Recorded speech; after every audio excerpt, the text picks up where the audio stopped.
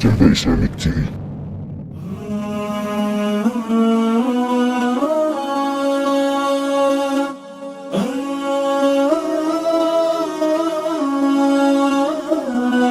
Jardin Islamique TV.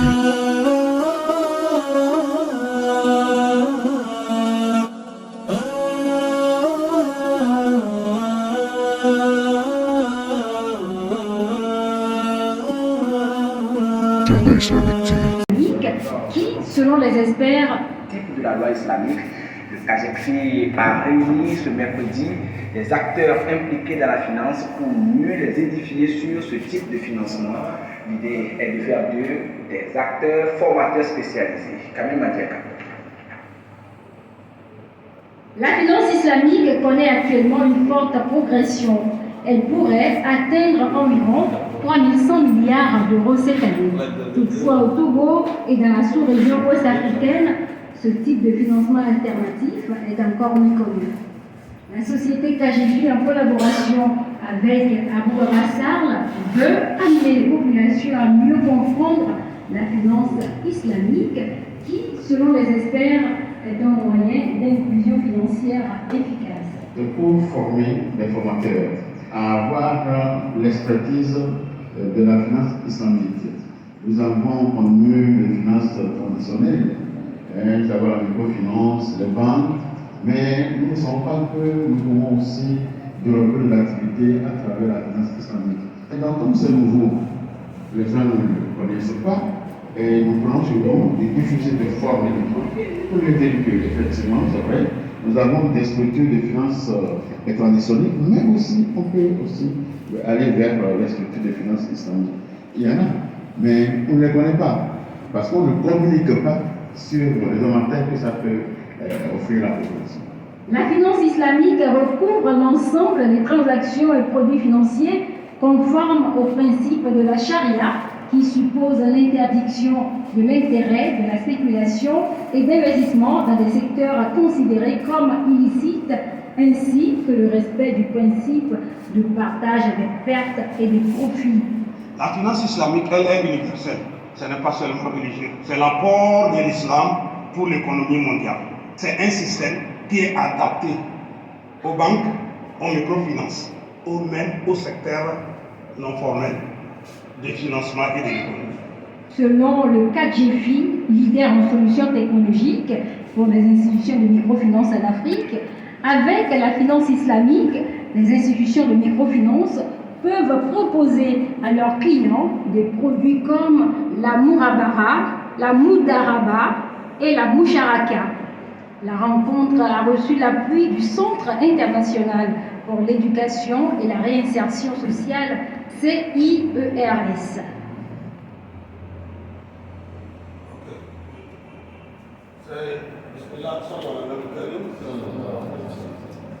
C'est une de nos activités que vous avez suivies.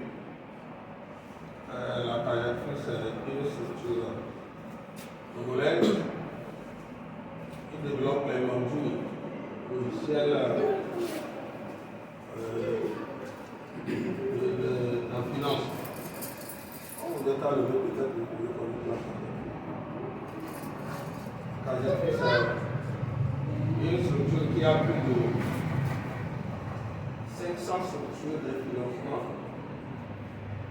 de microfinance qui utilisent le logiciel Perfect. Donc, c'est un partenaire technique à notre projet de finance islamique. Donc, il est dans presque toute la sous-région africaine et aussi en Afrique centrale et au Maghreb. Donc, c'est une structure vraiment qui a plusieurs fois reçu les prix de qualité ISO et qui travaille dans la finance islamique conventionnelle. Donc, depuis un temps, ils ont décidé de travailler avec nous pour former les formateurs en finance islamique. Donc, ces formateurs qui seront formés vont vulgariser cette finance, être aussi des animateurs dans la fois cadre de cette finance islamique qui est aujourd'hui une finance convoitée par grande puissance économique. Et il y a aujourd'hui les pays de l'espace UEMOA ont adopté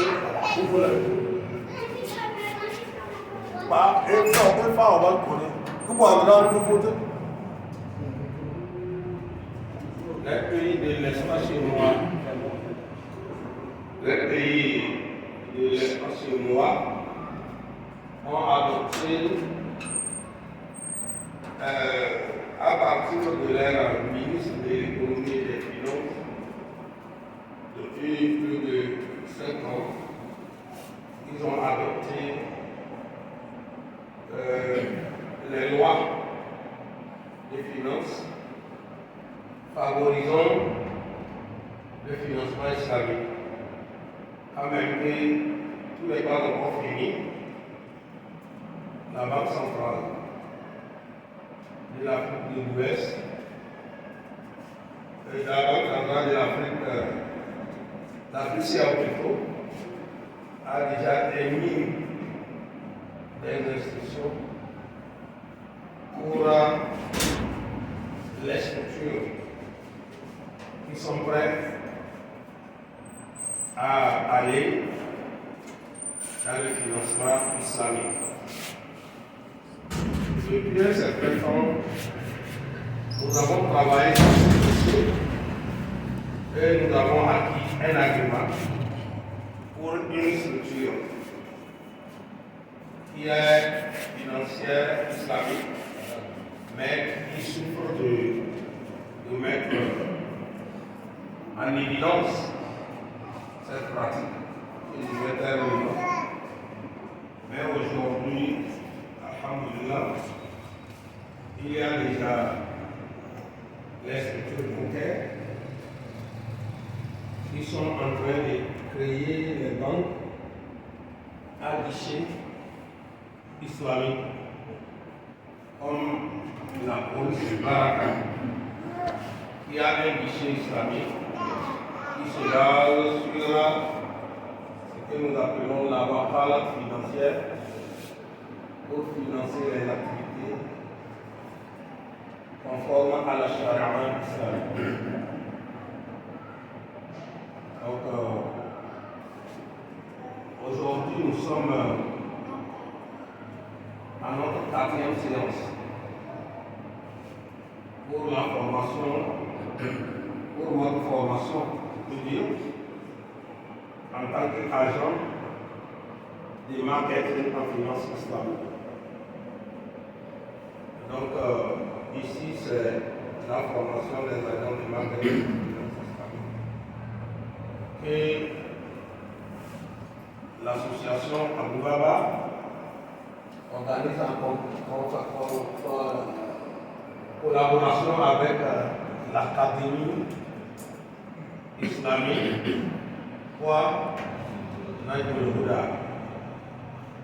pour vraiment accompagner cette activité. Donc, cette 4e séance est une séance qui va rentrer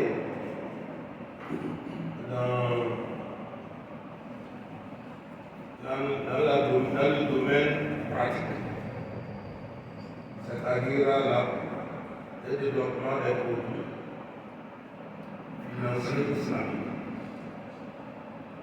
Donc, nous allons passer un peu sur, on va revenir sur les vidéos qu'on avait arrêtées terminer, je vais faire encore un peu de commentaires par rapport à ce que La finance islamique. L'utilisation financement disponible ne pourrait être maximisée sans la mise en place d'un environnement favorable à l'expansion.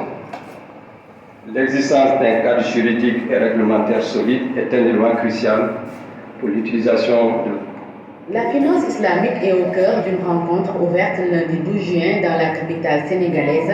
Cette rencontre, la 8e du genre, se tient sous le thème « Les opportunités de financement islamique pour le secteur de l'énergie, pétrole, gaz et énergie renouvelable ». Le Sénégal est dans l'aune de la production pétrolière et gazière. Et donc il y a un grand défi aussi parallèlement à soulever au niveau de la souveraineté alimentaire. Je me rappelle, le gouvernement du Sénégal a organisé un grand forum sur la souveraineté alimentaire récemment, qui a été dans laquelle plusieurs chefs d'État ont assisté. Alors ici, c'est l'occasion cette année de regarder les opportunités de financement islamique pour ces deux secteurs, qui sont maintenant des secteurs clés. Et je disais tout à l'heure que la finance islamique, avec ses plus de 4 000 milliards de dollars en taux de croissance à plus de 2 chiffres, une croissance exponentielle. Je rappelais que la première édition parlait d'un volume de 800 milliards de dollars, c'était en 2010, maintenant plus de 4 000 milliards de dollars. Alors il ne faut pas que notre pays ou notre région rate le train de la finance islamique, surtout en termes d'investissement. Si la finance islamique peut combler le déficit d'investissement dans les infrastructures et aider nos pays membres à atteindre leur plein potentiel de croissance, l'utilisation des outils de financement disponibles ne pourrait être maximisée sans la mise en place d'un environnement favorable à l'expansion. L'existence d'un cadre juridique et réglementaire solide est un élément crucial pour l'utilisation de la finance islamique dans un pays. L'appui peut jouer un rôle important en diffusant les meilleures pratiques et en facilitant la distribution et l'intégration des produits et services de la finance islamique, car elle est un leader dans ce domaine. Nous voulons coupler nos nombreuses interventions dans la mise à disposition des subventions en faveur de programmes d'assistance technique à diverses institutions et pays, afin de créer un environnement propice à la démocratisation des instruments financiers islamiques, comme le WAF, où nous avons la haute autorité du WAF qui est un bel exemple au Sénégal et qui est en train donc de contribuer au renforcement de la capacité des autres pays membres, comme le Cameroun, le Niger et le Mali. Ce forum international sur la finance islamique est organisé par l'AIF, l'Institut africain de finance islamique, le gouvernement du Sénégal, la Banque islamique de développement et le Bureau opérationnel de suivi du plan Sénégal émergent. Les pays de l'Afrique de l'Ouest développent toute forme de finance, notamment la finance conventionnelle, les financements verts, afin de répondre aux besoins diversifiés de leur population. Mais il convient de noter que la finance islamique présente des avantages particuliers. La majorité de la population de la sous-région est musulmane. La finance islamique offre des solutions financières qui respectent les principes de la charia, ce qui permet aux musulmans de participer au système financier tout en respectant leurs croyances religieuses. La finance islamique offre des produits et des services adaptés aux besoins des populations non bancarisées, ce qui favorise leur inclusion dans le système financier formel et encourage les investissements éthiques et socialement responsables. Ce forum permettra de mettre en rapport les investisseurs privés et institutionnels de la finance islamique avec les porteurs de projets dans les domaines de l'énergie et de la souveraineté alimentaire.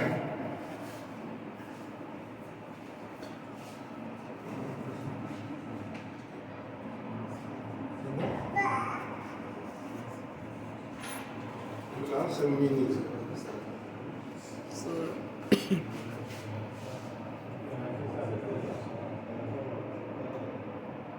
Ça va? C'était trop sombre. Ok.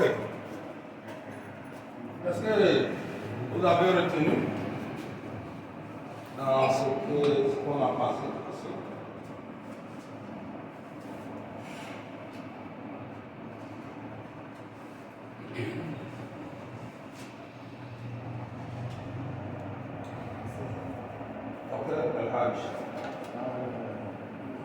Ok, prenez. C'est bon? À porte. Ah, ok. Elle peut être andragogique. Ok, ce que moi j'ai retenu de la vidéo nous parle des opportunités de financement islamique. Disons les opportunités dans lesquelles la finance islamique intervient. Il y a l'énergie, il y a la consommation alimentaire, bon, ils vont dans tous les domaines. Donc, il se dit seulement que les populations africaines s'organisent mieux et on pourra bénéficier de ces investissements basés sur la finance islamique. C'est ce que moi j'ai retenu en gros. Je vous remercie. Ce petit de parler, quoi. Moi, ce que j'ai retenu, c'est que pour que la finance islamique se développe comme il se doit dans un pays, il faut qu'il y ait des réformes juridiques pour permettre son ancrage. C'est le premier élément que j'ai retenu. Le deuxième élément, c'est que la finance islamique peut investir dans beaucoup de domaines. Je ne vais pas dire comme elle a dit parce que elle a dit pas dans tous les domaines. Dans les domaines illicites. Parce que les domaines illicites sont complètement exclus. Il a relevé que la majorité de la population sous-régionale est musulmane et que la finance islamique peut aussi intéresser les personnes qui ne travaillent pas avec les banques. Je vais résumer ce que l'idée voulait dire. Nos mamans, nos parents qui n'ont pas de compte en banque, etc., peuvent bénéficier de l'avantage de la finance islamique.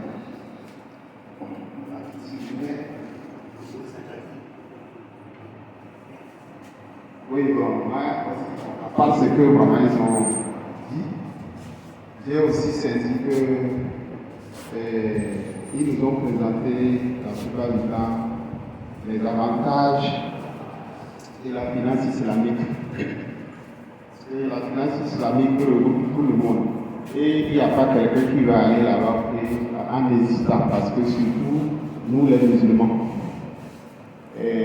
Parce que la finance islamique respecte la charia islamique.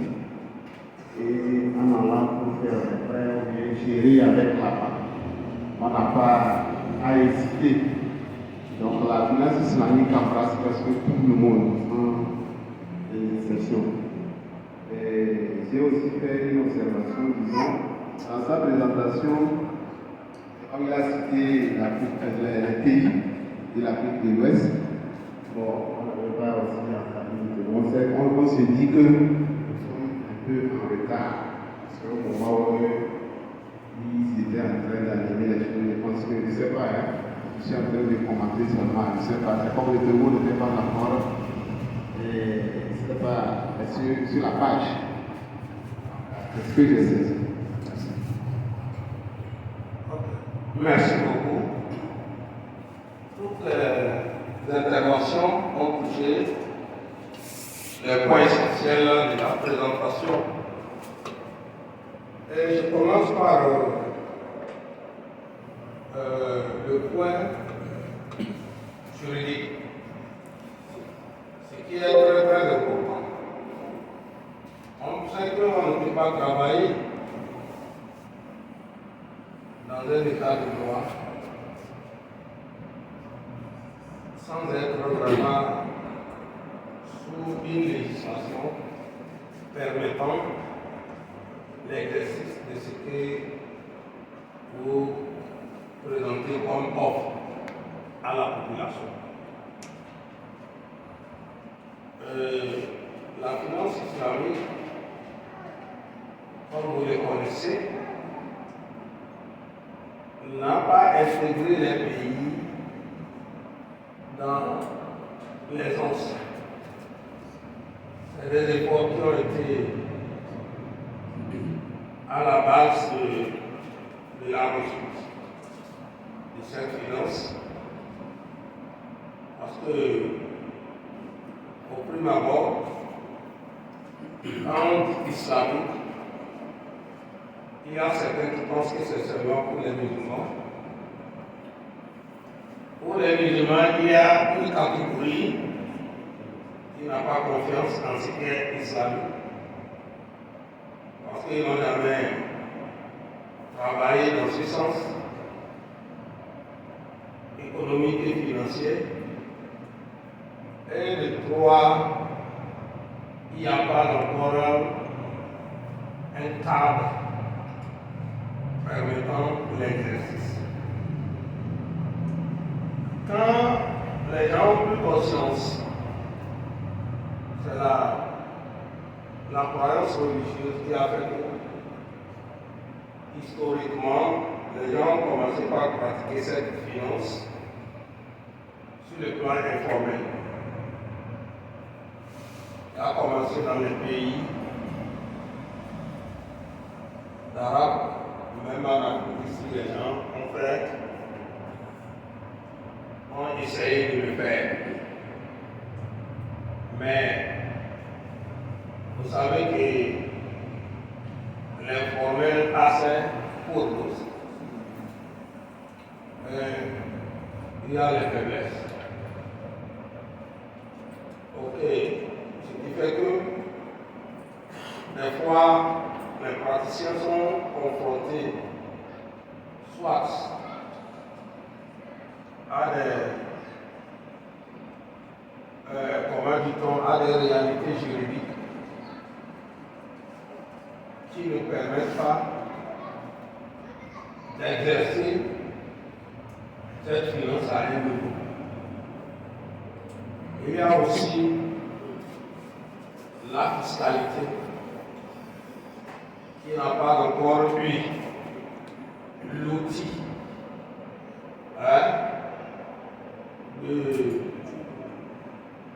de la fiscalité islamique. Tout ça là, et aussi les gens qui veulent aussi l'exercer, il y a un manque crucial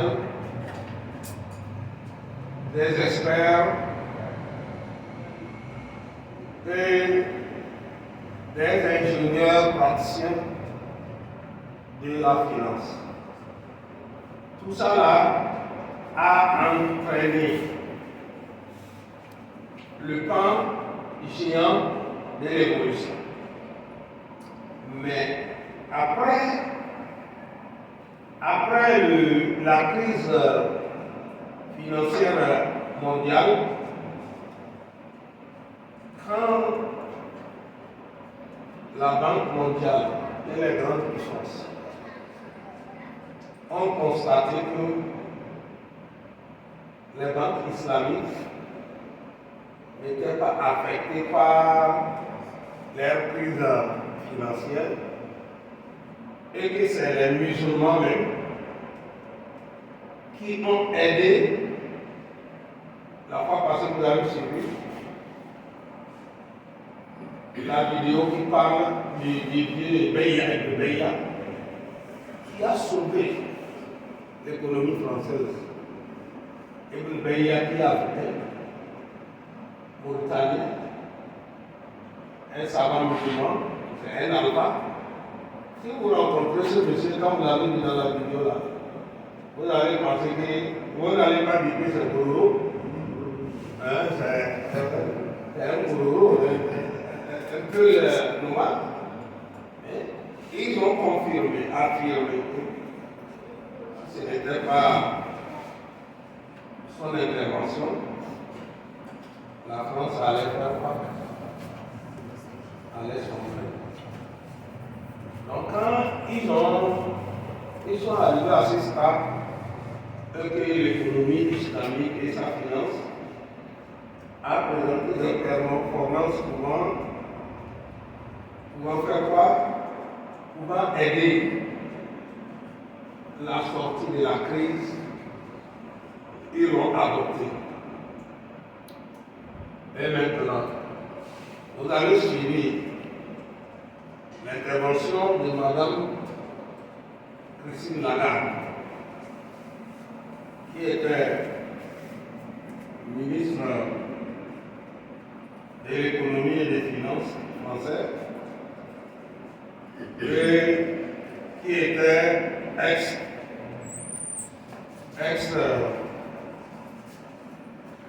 directrice de l'Internet, qui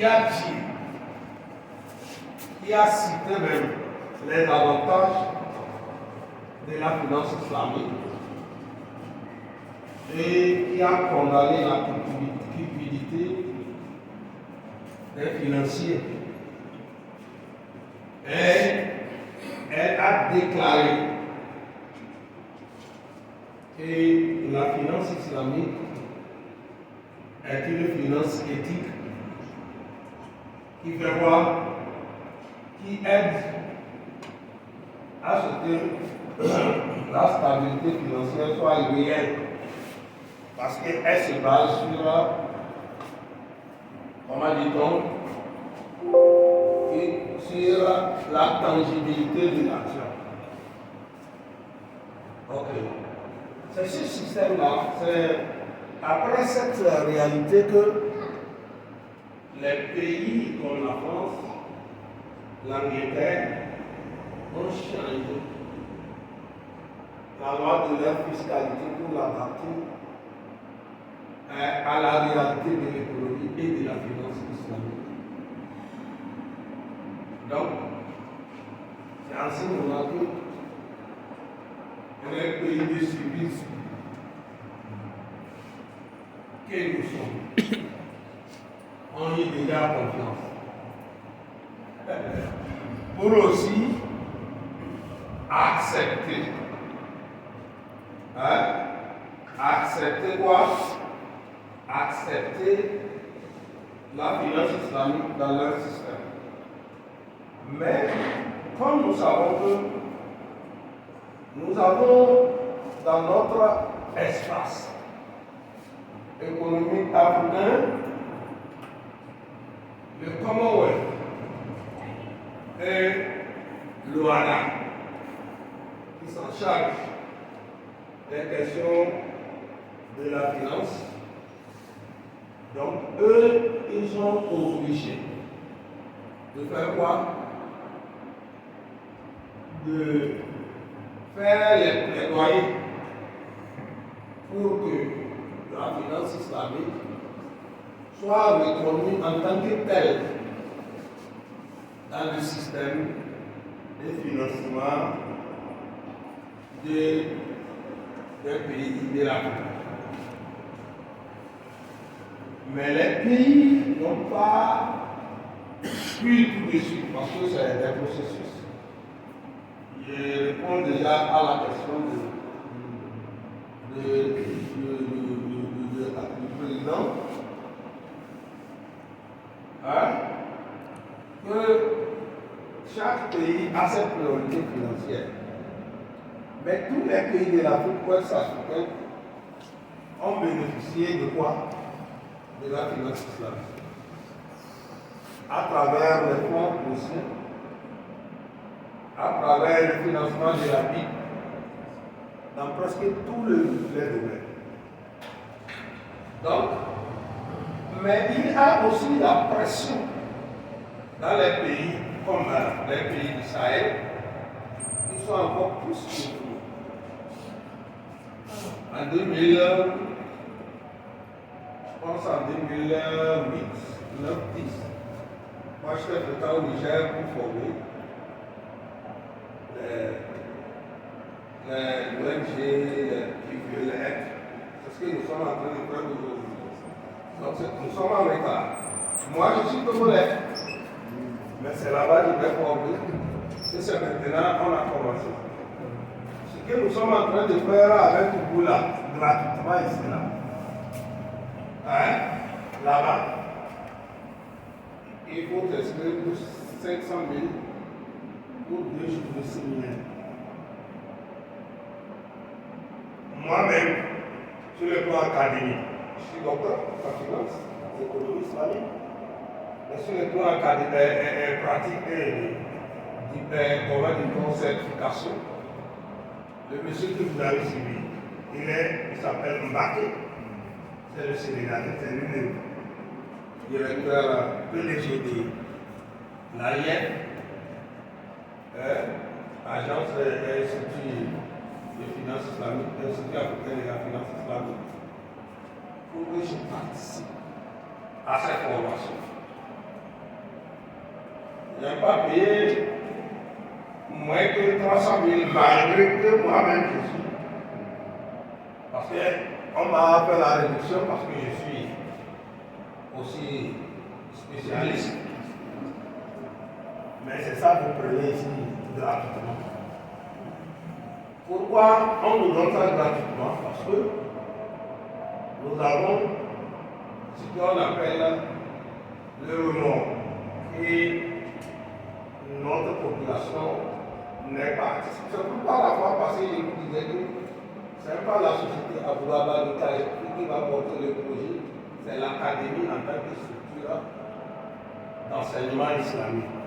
Sinon, on va nous taxer tout de suite. Est-ce que c'est clair?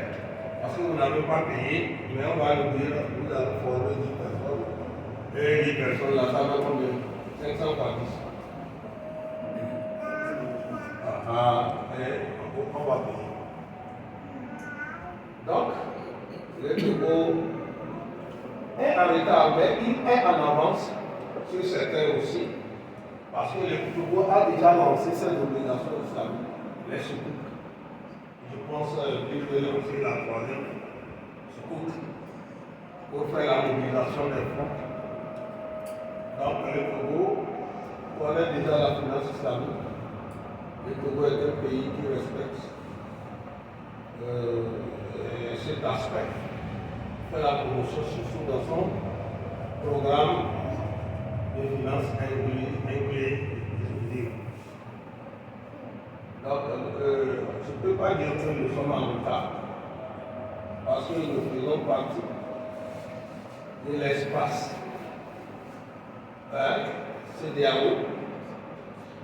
Et la BCAO a déjà été, mais maintenant c'est les acteurs qui ne sont pas à la hauteur de ce que l'État nous offre comme facilité. Nous aimons des fois accuser l'État, mais qu'est-ce que nous avons fait? Donc, sur le plan juridique même, avant même la tournée des parlementaires, le Parlement togolais a voté la loi intégrant l'assurance islamique dans le pays. Est-ce que vous le savez? L'assurance islamique. Donc les parlementaires même ne sont pas d'accord. Donc, ce qui veut dire que la finance islamique est à plein pied au Togo, mais c'est les acteurs qui sont en retard par rapport à ce que l'État fait. Est-ce que c'est clair? Donc, maintenant, nous allons passer en revue ce que nous avons déjà eu à faire. Et maintenant, voir si les gens ont compris. Nous avons fait 3 séances. Et je sais que si 2-3 personnes interviennent, on peut faire quoi? On peut faire comment point sur ce qu'on avait déjà fait. Donc, je vais vous donner les micros. À vous les micros. Qui veut parler? Ok. Il y a Amir. Amir va parler. Merci beaucoup de m'avoir donné la parole. Tout d'abord, nous avions vu, on nous avait défini ce que c'est que la finance islamique, qui est un système de transaction financière qui se repose sur la charia. On avait parlé aussi de la charia qui est une loi islamique. Donc, ce sont des recommandations pour les majeurs. Et la charia aussi a ses sources dans le Coran, dans la Sunna et dans la classe. Donc, il y a aussi les objectifs de la charia. La progression de la vie de l'homme, de la stabilité, sa foi, vraiment, la prospérité, la raison. Et au-delà de ça, nous avons aussi parlé des principes. Et les principes aussi, nous avons le principe de donc, le partage des profits sur les traites. Nous avons aussi les principes. Il y a le principe de la protection sociale. La protection sociale. Il y a les principes aussi.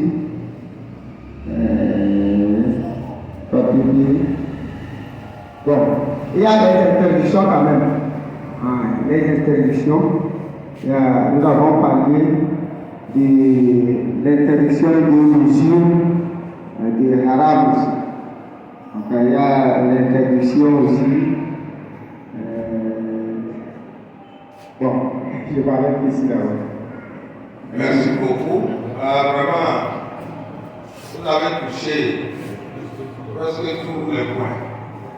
Donc, nous vous remercions. Si quelqu'un veut ajouter, sinon je pense que Amira bien suivi. Hein? Ok. Donc maintenant, ok. Prenez pour vous. Je pense que la fois passée aussi, nous avons évolué les techniques de financement islamique. On avait parlé de l'achat, l'association et l'allocation des dons. Parce que à ce niveau-là, c'est ce qu'on a pu ignorer. Est-ce qu'il y a plus à ajouter? Merci. Merci. Ok. Donc, on a dit la fois passée que il y a le point, la phase, comment dit-on, des principes et la phase des techniques. La phase technique, on appelle ça les produits de finances islamiques. Parce que chaque activité, surtout dans la finance, est une activité liée à la transaction. Le pourquoi les experts et les éléments ont ont catégorisé les produits de la finance islamique. Pour bien comparer, nous avons dit que la finance classique n'a qu'un seul produit.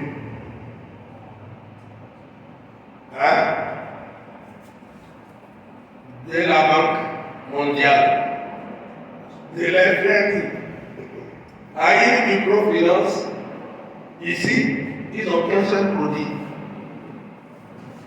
Et le produit, c'est quoi? Le crédit. Le crédit. Le crédit est l'axe dans lequel toute la finance classique des jours sa par question. Mais c'est quoi le crédit? Le crédit, il peut être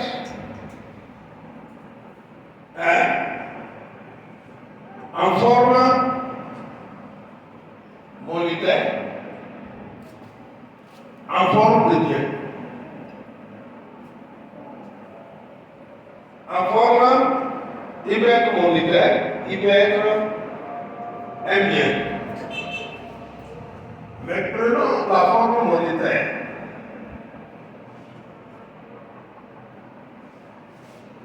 Si on vient chercher un crédit, un financement,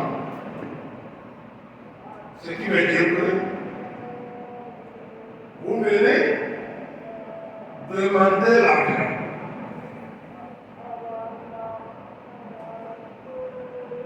L'argent qui est disponible à l'institution financière. Mais cette institution financière est une organisation qui a la permission de l'État de mobiliser. C'est ce que je veux faire comprendre.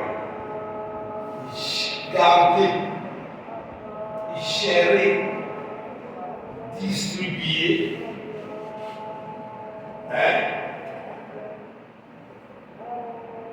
la monnaie dans le système étatique. C'est la parole terre à terre. Ce qui veut dire que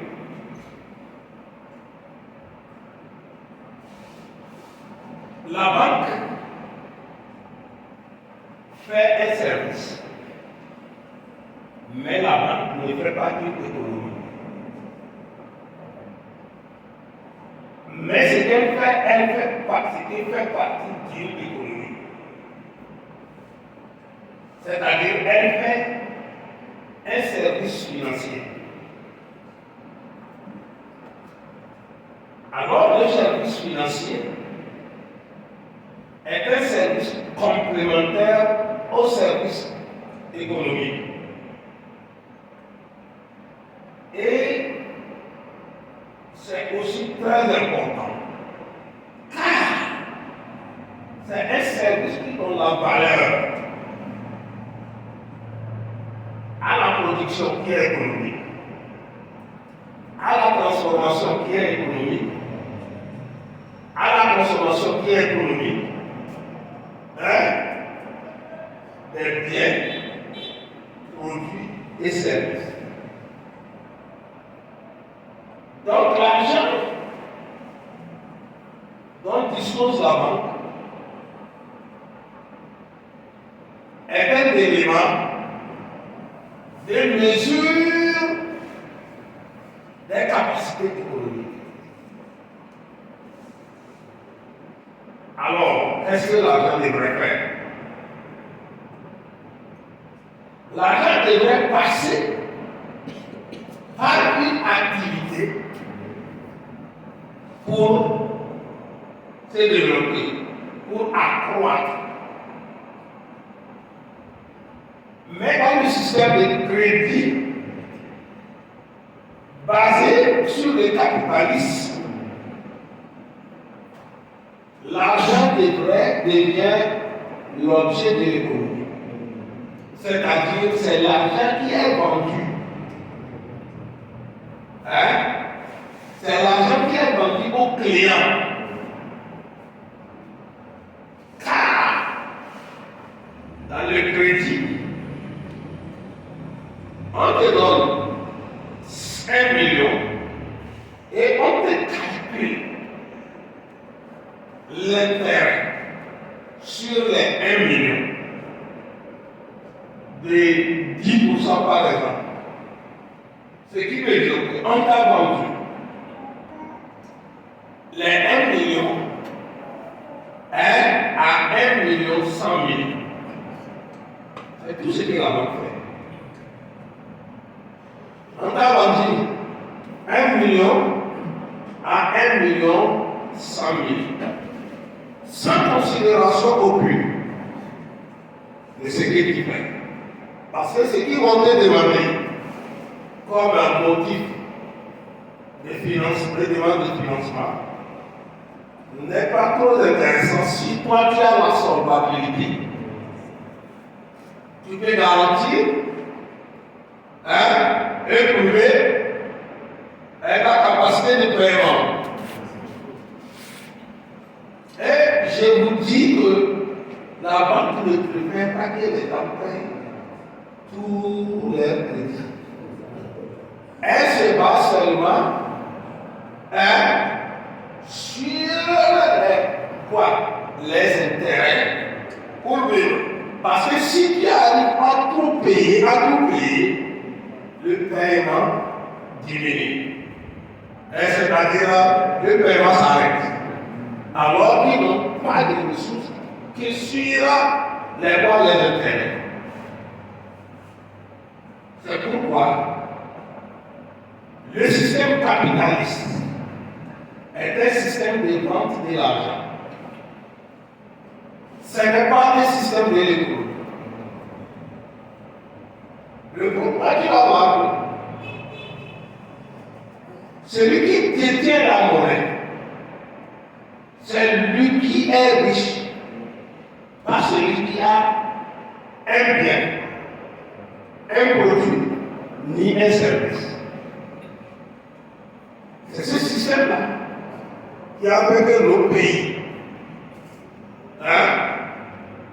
sont devenus pauvres alors que nous sommes sur la terre la plus riche. Est-ce que vous me comprenez? Parce que le Togo n'a pas d'argent. Nous n'avons pas de monnaie. Même la devise, nous n'avons pas. Nous n'en avons pas. Nous n'avons pas de monnaie, nous n'avons pas de devise. Nous utilisons la monnaie de quelqu'un. Quand tu utilises la monnaie de quelqu'un,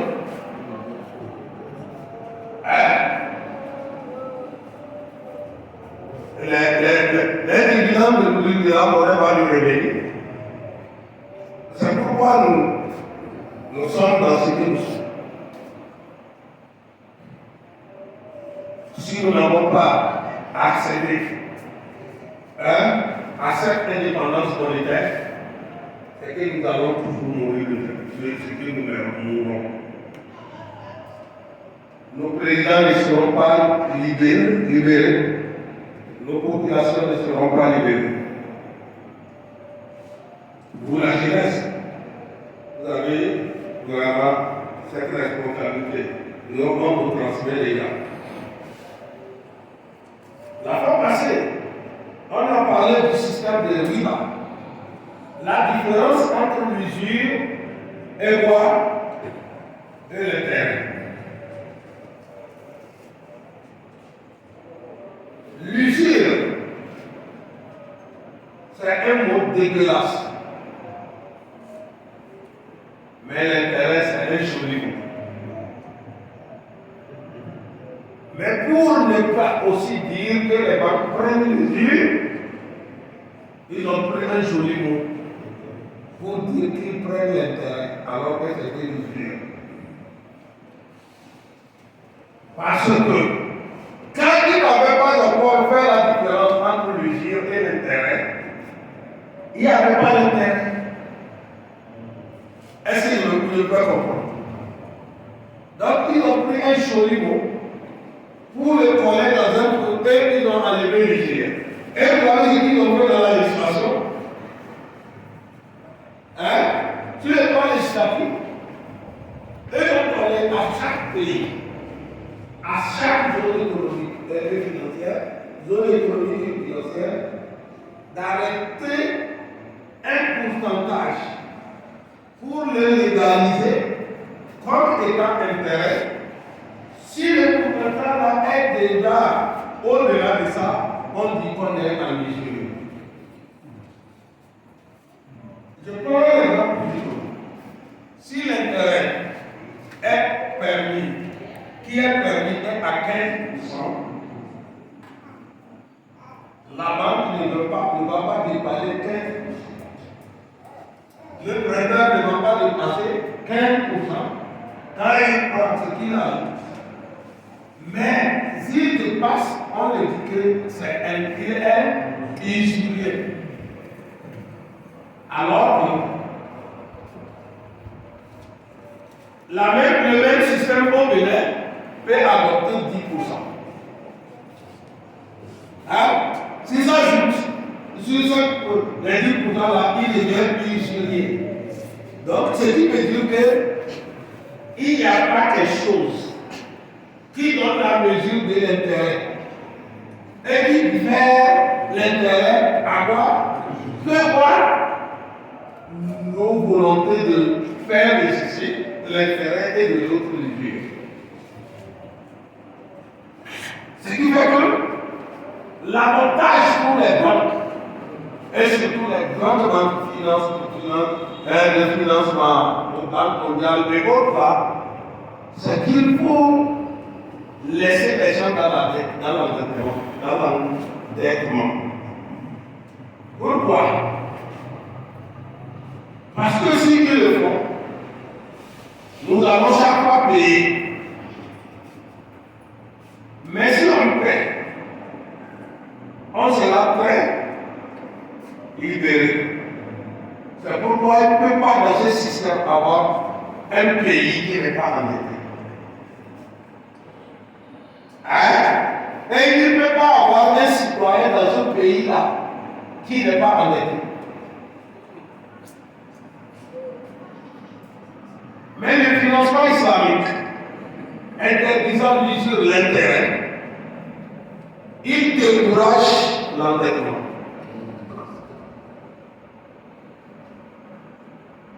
Ça, c'est vrai. Le système bancaire financier fait que l'intérêt peut devenir capital. C'est comme je vous ai donné l'exemple là, la fois dernière. L'intérêt peut devenir capital. Et quand l'intérêt devient capital, c'est qu'il n'a pas consommé. C'est quand ne peut pas donner comme argent, devient capital de celui qui toi qui vas payer et sur l'intérêt, avec l'intérêt sur ça. Quand M. Obasanjo, l'ex-président, dénonçait ce système devant les groupes de WITS, et dit, nous avons pris la dette, le crédit de 5 milliards de dollars. Entre 2006 et 2015, 16 ou bien 15, dans 5 ans, ils ont pris 16 milliards de dollars. Dans 5 ans, ils ont déjà payé 25 millions de dollars. Mais on leur demande d'ajouter combien de dollars ils doivent ajouter 26 milliards de dollars. Et le plus fait 40, combien de dollars? 5 milliards. Donc c'est ce qu'ils nous font. C'est pourquoi Allah subhanahu wa ta'ala a déclaré la guerre contre le système. Il dit الذين يأكلون الربا لا يقومون إلا كما يقوم الذي يتخبطه الشيطان من المس. Ceux qui consomment, qui mangent l'usure, le jour des jugements, ils ne peuvent pas se lever, sauf comme ceux-là qui sont vraiment toqués, les fous, sont devenus. Mais sur la terre, ils sont devenus, parce qu'ils ne sont jamais satisfaits. Ils ne sont jamais satisfaits. Regardez la France qui n'est jamais satisfaite. Qui prend plus de 40%, avant c'était 60% de nos ressources. De quoi? Des retombées de nos ressources. Et qui nous prête notre argent avec intérêt.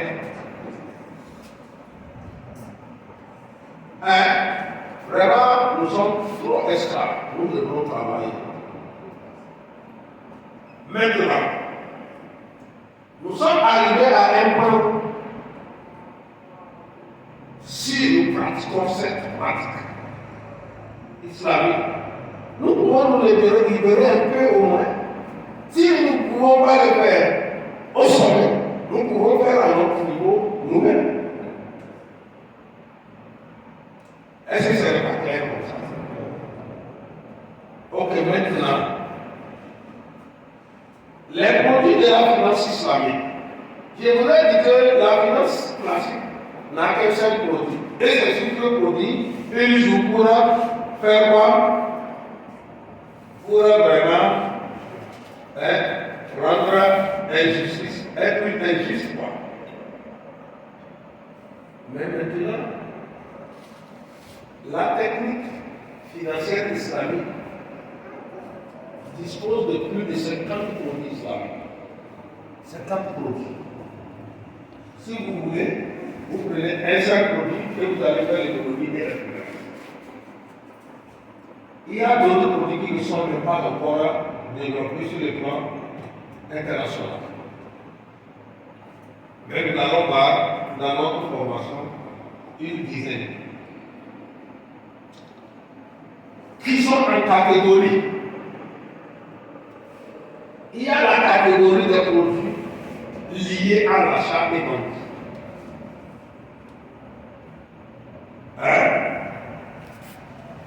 Et la catégorie des produits liés à l'association, c'est-à-dire s'associer pour travailler, à l'association pour les partenariats.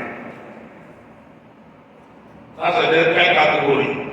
Deuxième catégorie. Il y a la catégorie liée à la quoi? À la, comment dit-on, à l'ISE. Et à l'IDARA, on l'appelle à l'allocation. À l'allocation des biens, produits et services. Vous savez combien? Et il y a les produits, transactions liés à quoi? À des œuvres qualitatives. C'est-à-dire bienfaisance. Nous avons combien de catégories? 4 catégories. La première catégorie, c'est laquelle? Achat et vente. La seconde catégorie, c'est laquelle? La troisième catégorie, c'est laquelle? Location des biens serviciés. Et la catégorie, c'est quoi? Vous savez, ici, la finance islamique, ça veut dire qu'on ne peut pas faire la finance islamique parce qu'on a l'argent. Mais on fait la finance islamique parce qu'on a une activité économique et l'argent va financer. Donc, ce qui veut dire quoi? Si nous voulons faire la finance islamique entre nous, qu'est-ce que nous allons chercher d'abord à faire? C'est qu'est-ce que nous allons chercher à faire? Madame? Nous allons chercher à nous associer d'abord. À nous associer, mais il y a nous allons chercher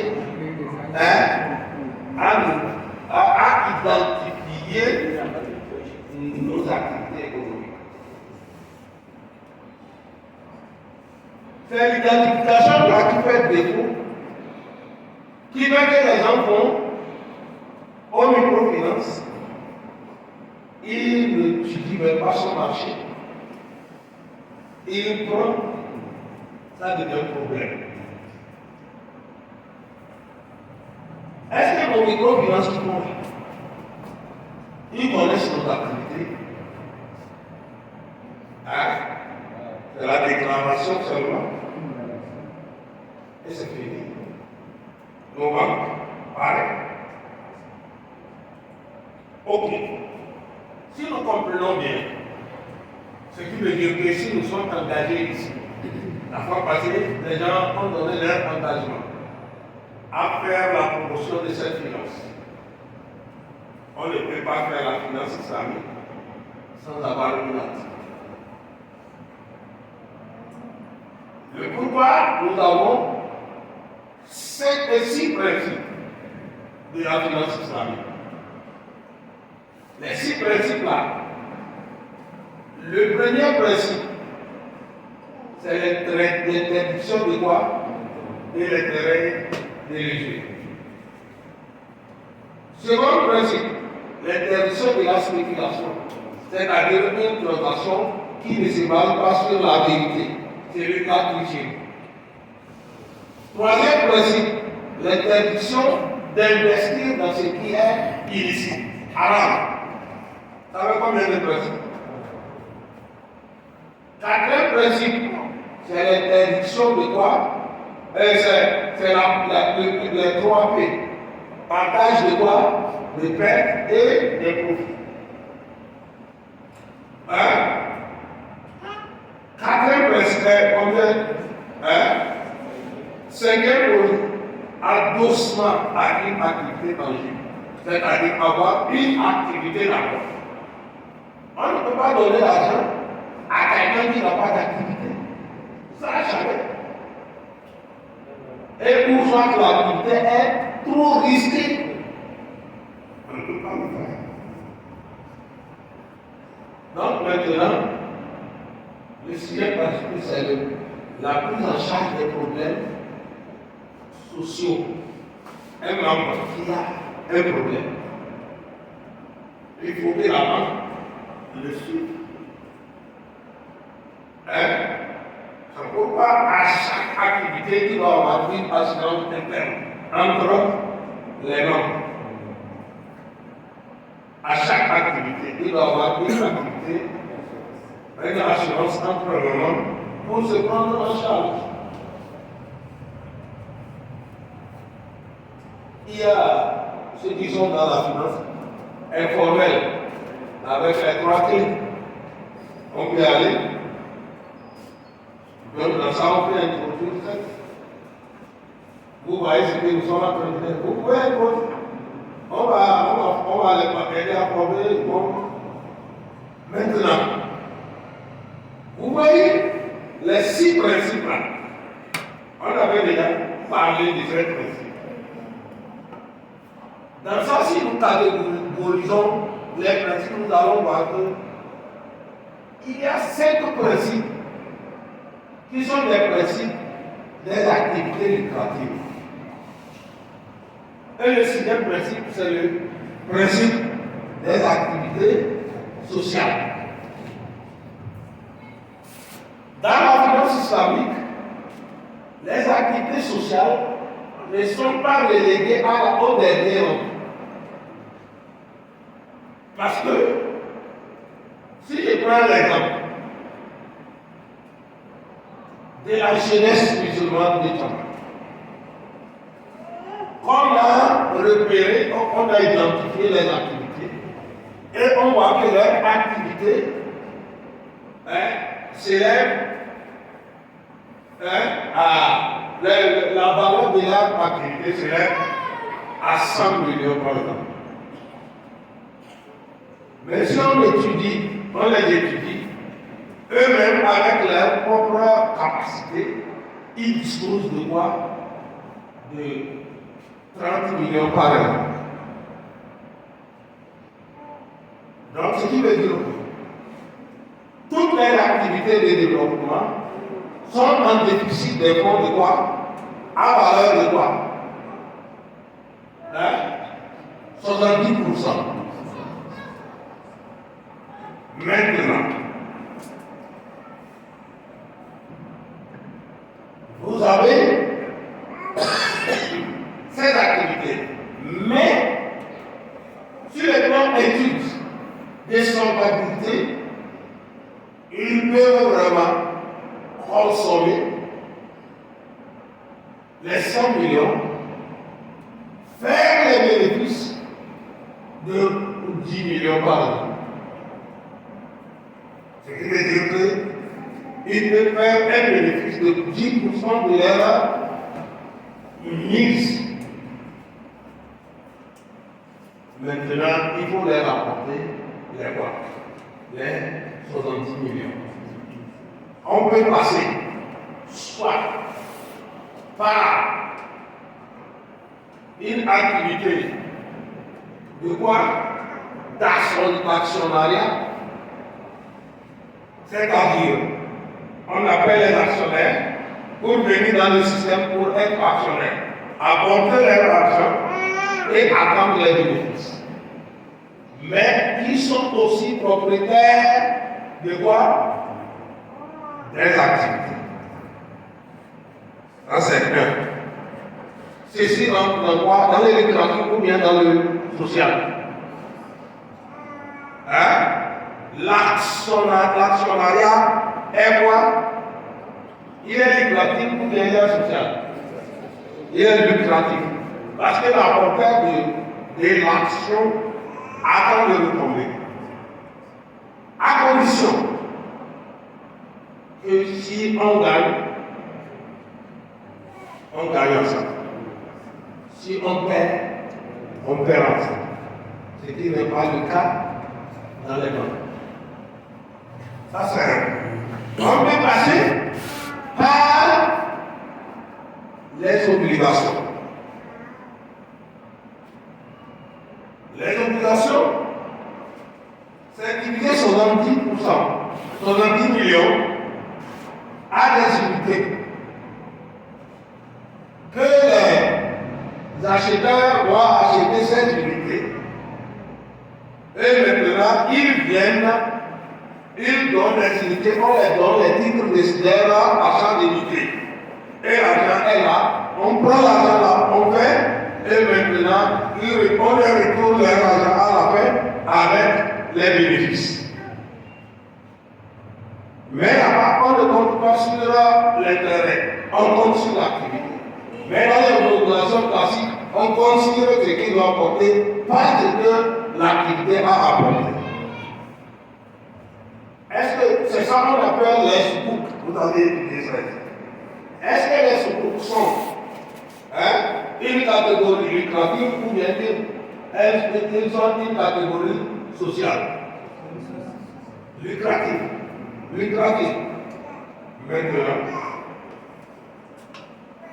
nous avons dans le milieu les commerçants, les petits revendeurs qui ont atteint un niveau de prélèvement des zakat qui sont dans notre système. Et les zakat peuvent aussi, tout ça dans notre système, sont dans le pays, sont dans notre milieu, que les zakat peuvent couvrir une partie.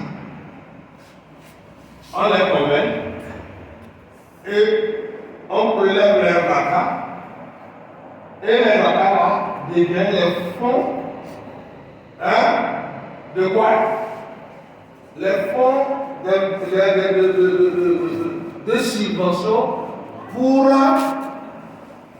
Parce que l'objectif de la zakat, c'est de sortir quelqu'un de la pauvreté pour faire de lui quelqu'un qui peut donner la zakat. Donc si on arrive à organiser la zakat, est-ce que c'est lucratif ou bien c'est social? Donc on ne peut pas mobiliser seulement les fonds sur la base lucrative. Il y a ce que nous appelons les WACF. Les WACF, c'est quoi? Parce que les zakat est donné à 8 catégories. Si quelqu'un, parmi ceux-là qui cherchent les fonds là, il y a quelqu'un qui ne fait pas partie des 8. On peut pas dire. Ça veut dire que la zakat est exclusive. Maintenant, on fait la WACF. La WACF, c'est immobiliser les fonds pour une activité donnée, ou soit un bien donné, pour la population. Quand vous avez suivi la vidéo, ils ont parlé de la haute autorité de la WACF au Sénégal. Il a déjà au Niger. Donc la WACF, c'est le fonds que les gens mobilisent pour financer les petits projets, les PME, les PMI, pour pouvoir soulever l'économie locale et l'économie nationale. Dans ça, est-ce que la WACF est lucrative ou bien elle est sociale? Donc le social est au service du lucratif dans l'islam et le lucratif est au service de quoi?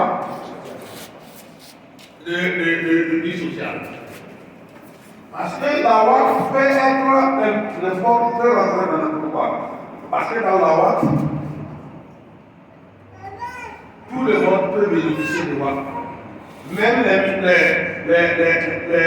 les riches, ils peuvent bénéficier de WACF, même les non-musulmans, ils peuvent bénéficier de WACF. Le prophète sallallahu alayhi wa sallam, sa femme, j'ai oublié le nom, elle a un frère qui n'est pas musulman. Avant de partir, elle a fait un WACF pour son frère. Ici, on va, ce que nous passons de l'islam de comme le prophète, son beau, il n'était pas musulman. Et la plupart de la famille du prophète n'était pas musulman. Il vivait en harmonie. Un jour, vous avez compris qu'il a tué quelqu'un. Il a insulté quelqu'un. Vraiment, il faut que nous reconnaissons que nous ne sommes pas à la hauteur des principes de notre religion. Ok, maintenant nous avons déjà vu les 4 catégories. Et comment ça peut être utilisé. Donc, dans ces catégories-là, nous avons la catégorie, la première catégorie qui est celle de vente et d'achat. Ici, nous allons parler de la murabah.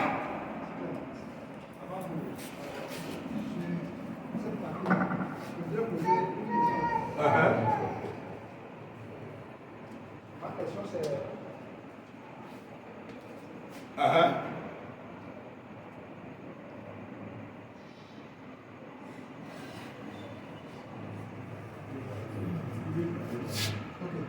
question c'est par rapport à la mobilisation des fonds, par exemple. À la mobilisation des fonds. Par exemple, des gens mobilisent un fonds qui atteigne par exemple 100 millions pour une activité donnée. On sait qu'à l'issue, au terme de l'activité là, on peut gagner 10 millions sur ce capital-là. Maintenant, supposons que tous les membres sont des musulmans. Est-ce qu'avant de partager ce bénéfice-là, on doit leur imposer la zakat qui sera délivré de ce montant, ou bien on laisse chacun aller verser son propre zakat.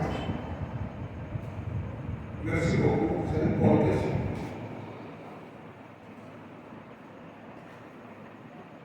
Vous savez,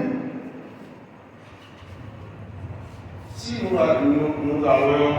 voulons prendre les cas contemporains, il y a ce qu'on appelle une personne physique. La personne physique et la personne morale. Votre question est une question relative. Pourquoi je dis qu'elle est relative?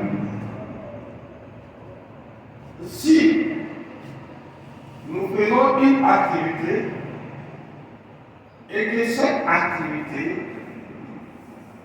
est portée par une personne physique, cette personne physique est détenteur de l'argent et que l'argent passe un an avec la valeur qu'on doit prélever la zakat devient obligatoire sur la personne. Mais maintenant, c'est une personne morale, une personne physique, à qui on a laissé une somme de faire une activité qui a fait avec cette somme-là, cette activité jusqu'à ce que l'argent a dépassé le seuil, a atteint le seuil du préleveur de la zakat. Est-ce que c'est la personne là qui va enlever la zakat ou bien les propriétaires de l'argent? Le propriétaire, parce que l'argent n'est pas pour lui. C'est la même chose dans le cadre d'une personne morale. Si dans le contrat, la zakat, l'ensemble, la personne morale devient propriétaire de la somme, elle va prélever la zakat. Ça c'est soit dans le contrat, il est intitulé que l'ensemble de droits sera prélevé. En ce moment, c'est déjà quitte. Ça dépend du régime que vous avez adopté. Et maintenant, si la somme de ceux-là qui ne sont pas, comment dit-on, qui ne sont pas proclamés, chacun peut prendre son argent. Et chaque personne qui a son argent a l'obligation de donner son zakat. Mais ce qui se fait d'habitude, les banques négocient. Ils sensibilisent pour que les gens puissent vraiment laisser leur zakat pour qu'on aide les autres. Donc, il y a les éléments qui travaillent sur ça. Parce qu'il a une autre question. Il a la fiscalité, les TVA, les coûts.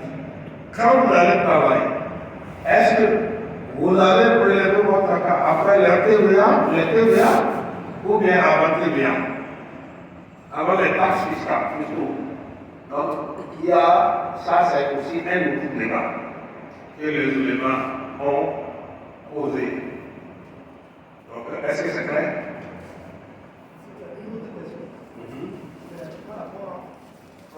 Prends le truc.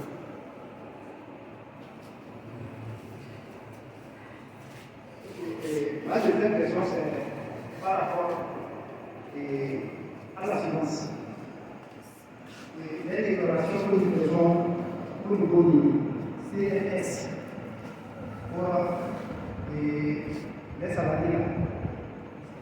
Si on déclare un salarié, à la fin du mois, il y a des montants qu'on envoie à leur niveau. Et que dans leur règlement, lorsque vous ne payez pas à temps, il y a un pourcentage qu'on prend sur le montant. Le pourcentage de ça là, et en islam, comment on peut faire ça? En islam, c'est la toucher. Pourquoi en islam, c'est la toucher. Mais il ne faut pas aussi penser que nous encourageons que les gens ne le fassent pas. Parce que nous n'avons pas de substitut. Alors, les gens sont fonctionnés. On a s'entraîné.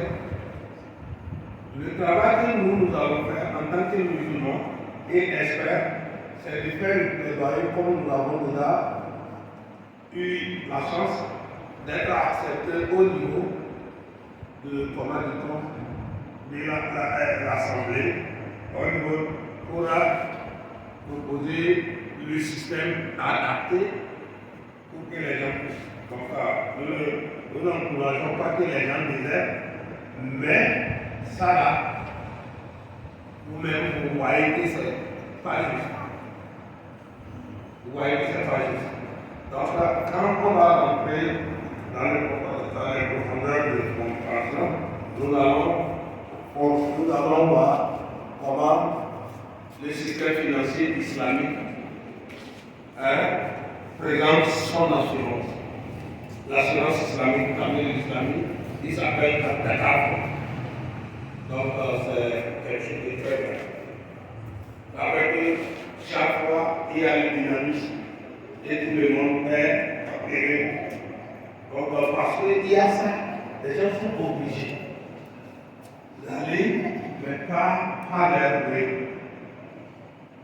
Et ne voient pas pour l'argent.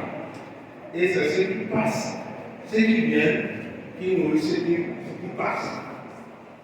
Mais dans le système islamique, ce n'est pas ça. Nous allons étudier ça. Donc, Allah nous assiste. Ok. Il y a encore une question.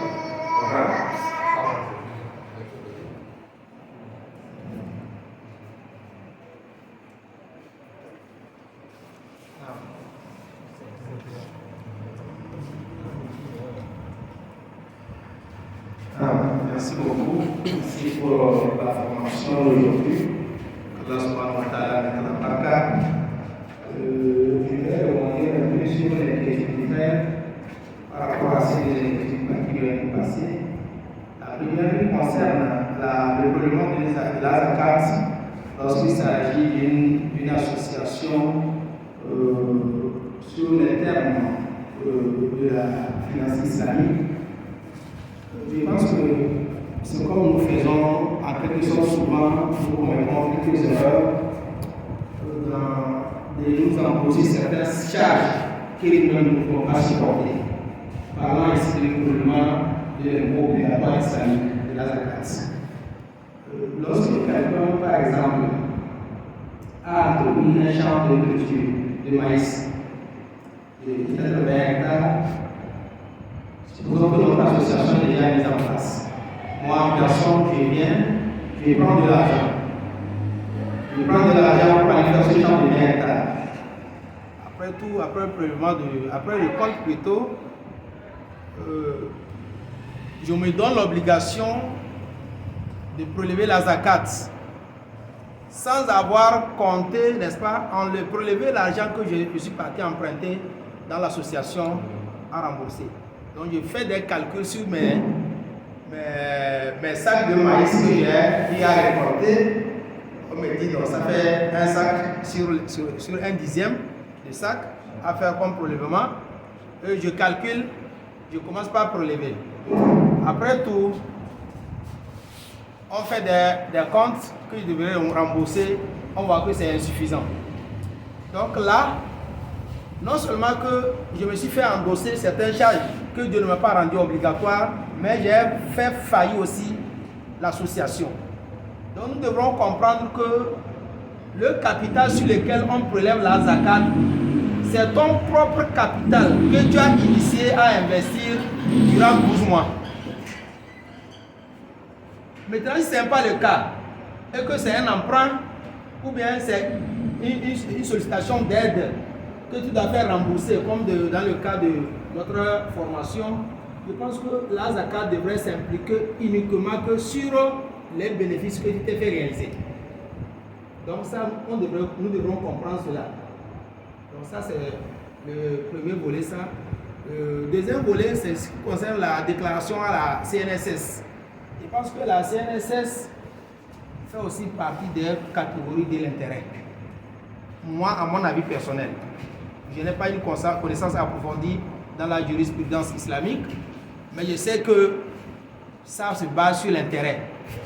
Puisque quelqu'un qui est déclaré, qui est recruté, un nouveau recrut qui fait déjà 1 an seulement, qui commence déjà, peut-être il a été accidenté, on commence déjà par lui donner des versements qui va suivre par des soins, mais ce n'est pas son argent qu'il a déjà cotisé qu'on utilise pour lui donner. C'est l'argent peut-être des vieilles personnes qui sont mortes, qui n'ont même pas pu bénéficier de 20% de ce qu'ils ont cotisé durant leur fonctionnement.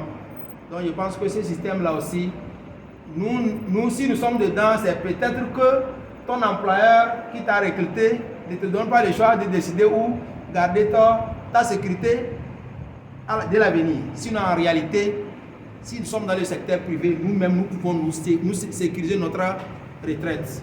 Ce n'est pas obligé que ce soit à la CNSS. Donc ce que j'avais voulu aussi apporter. Ok, merci. Je reviens à la dernière question.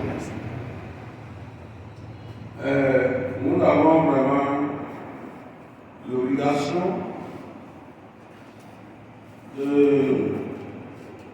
d'encourager l'entraide. Je vous ai dit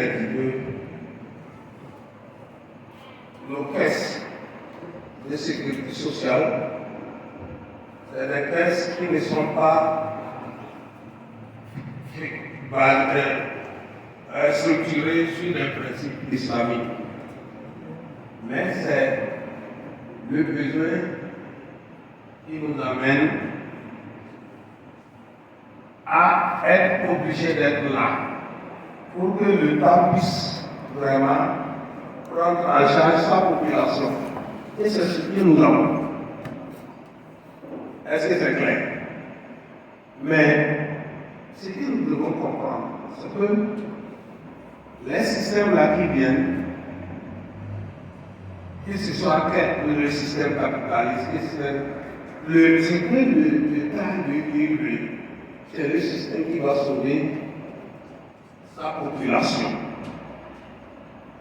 Donc aujourd'hui, la CNSS fait déjà les preuves de la solidarité. Mais c'est un système qui est basé sur quoi? Sur le système d'assurance classique. Et le système d'assurance classique est basé sur le capitalisme et l'intérêt. Donc, ce que j'avais dit que si nous sommes là-bas, parce que nous sommes obligés d'être protégés, parce qu'il y a des choses que tu ne peux pas faire sans être là-bas. Donc, on ne décourage pas. C'est ce que les demain ont mis dans les lauréats. C'est-à-dire, c'est la nécessité. Mais nous avons le devoir et le droit aussi de proposer ce que nous avons pour qu'ils prennent ça en considération et intégrer ça pour améliorer. Ce qui est un peu difficile par rapport au privé, au secteur privé, ce n'est pas aussi souvent ce n'est pas aussi durable. Tu vas voir, les gens vont prendre l'argent des autres. Quand tu as besoin, ils sont disparus. Ils disparaissent, on ne vient pas où ils vont. Mais si on peut vraiment aller vers nos autorités qui sont chargées de ça, on les explique. Regardez, ils ont voté pour l'assurance islamique. Si c'est voté pour l'assurance islamique, ça veut dire qu'un jour, il y a cette fenêtre islamique d'aspiration qui va rentrer dans quoi? Dans CNSS, dans tout ça là. Et nous aussi, on va fuir que notre pays nous a vraiment honorés par notre tendance religieuse et tendance culturelle. Donc, il ne faut pas décourager les gens, il faut les encourager, mais tout simplement faire le plaidoyer. Parce que les éléments on dit surtout par rapport à quoi? À l'assurance, parce que c'est une décision. Vous voulez parler? Parce que au Togo aussi, il y a des banques qui sont en train de. Est-ce que ces banques-là sont dans le système capitaliste ou bien ils ont le système islamique qu'ils imposent à l'air? Ok, merci. Aujourd'hui, nous avons une seule banque au Togo qui a une fenêtre de financement islamique, qui est la Coris Bank. La fenêtre de financement islamique s'appelle Coris Baraka. Et il a une seule microfinance qui est agréée microfinance islamique, mais qui a la difficulté aussi de pratiquer les systèmes financiers islamiques. Parce qu'avant, il n'y avait pas de quoi, il n'y avait pas même la comptabilité, comment ils n'arrivaient pas à faire. Mais depuis l'année passée, ils sont en train de se mettre pour. C'était la question de législation qu'ils faisaient. Mais avec l'instruction de la BCAO, tout est déjà, alhamdoulilah, tout est déjà prêt et ils vont s'adapter et bien faire. Donc, il y a aussi les finances informelles que les gens font. Les finances informelles. Il ne faut pas négliger ce stade. Mais il faut que ces finances informelles-là puissent évoluer vers la formalisation. Il peut passer par les structures des microfinances dans les pratiques de contrats d'investissement. Et ça va aller jusqu'à ce qu'eux-mêmes ils deviennent des financiers, des structures financières avec leur agrément égaux. Donc c'est comme ça. Donc, je pense que nous sommes déjà à la fin. Nous allons nous arrêter ici et demain nous allons commencer les produits. Pourquoi je le dis? Parce que les produits, ça demande une petite réflexion et des exercices pratiques. Donc, peut-être demain, on peut faire ces exercices pratiques-là à tous les niveaux. Les niveaux du secteur informel, les niveaux du secteur formel, microfinance, banque. Et on va voir ce que ça va donner, Inch'Allah. Sallallahu ala nabina Muhammad wa ala alihi wa sallam kathira. S'il y a encore moi, c'est une doléance pour la suite de demain. Si on pouvait le faire dans la soirée à 15h, parce que c'est lundi, nous serons à l'école. Parmi il y a les enseignants et les élèves aussi. Qu'est-ce que vous voyez? Hein?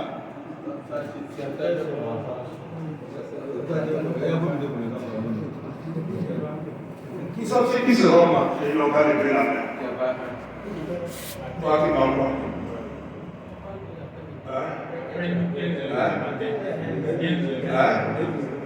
Eh bien, il y a qui aussi?